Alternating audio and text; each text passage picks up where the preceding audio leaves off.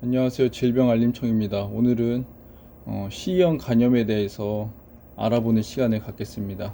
일단 C형 간염의 원인은 감염자의 혈액을 수혈받았거나 주사기를 공유할 경우, 그리고 감염자와 성접촉이 있을 경우, 감염된 산모가 아이를 낳아 아이에게 전염된 경우, 그리고 오염된 기구를 사용한 피어싱이나 문신을 받은 경우 주로 혈액의 접촉으로 인해 나타납니다.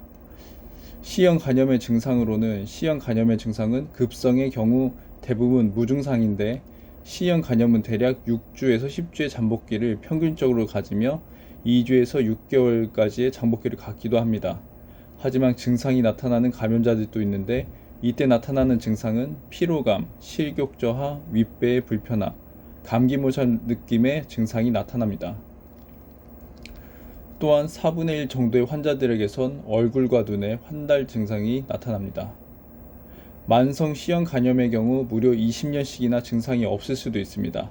이 중에 일부 감염자들에게서 증상이 나타나기도 하는데, 피로감, 관절통, 근육통, 메스꺼움, 그리고 체중이 줄어드는 증상이 나타납니다.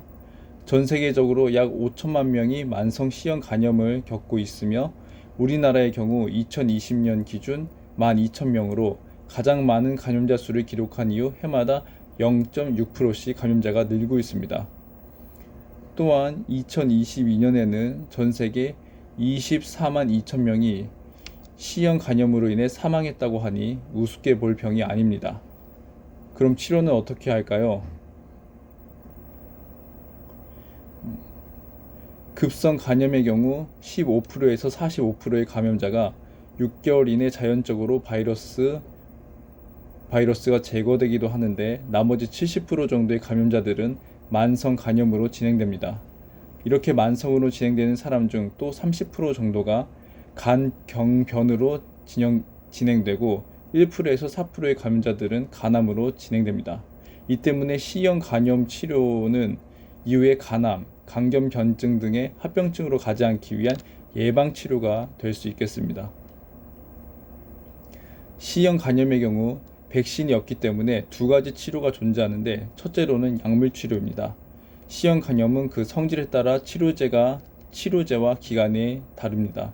치료제는 경구용 항바이러스 약물을 투여하며 보통 8주에서 12주 정도 투여하지만 상태에 따라 48주까지 투여하기도 합니다. 또 다른 치료 방법은 생활 습관을 통한 치료 방법이 있습니다. 자신의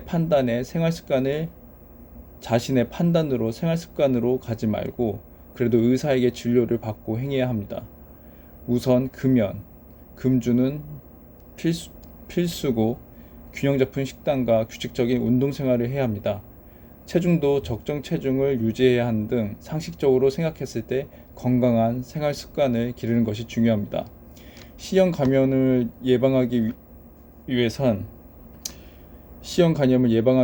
감염된 사람과 손톱깎기, 면도기, 양치도구 등, 즉 피가 닿는 행동은 하지 말아야 하며, 피어싱이나 문신을 해도 위생이 검증된 곳에서 해야 합니다. 참고로 수혈로 인한 전염은 우리나라에선 2005년 이후 없어졌습니다. 그리고 불특정인과 성관계 시 콘돔을 꼭 써야 합니다. 규칙적이고 깨끗하게 살아야 이 C형 간염을 예방할 수 있겠습니다. 감사합니다.